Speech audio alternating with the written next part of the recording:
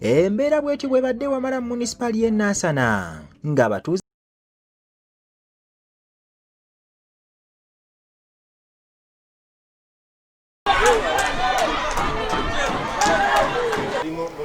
mukuleze mu nyumba omwe kati mwena mufwe.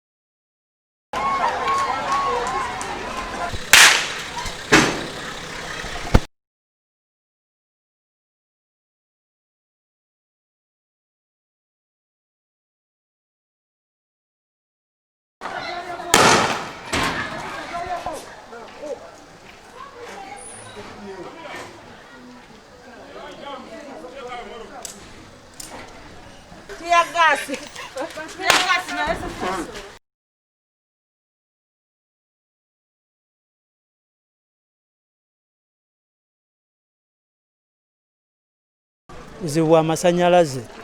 transformer eri yafa kakati weeks 2 emabega abantu balina amasanyalaze nga bwolaba kati wano wamala tawuni ya maanyi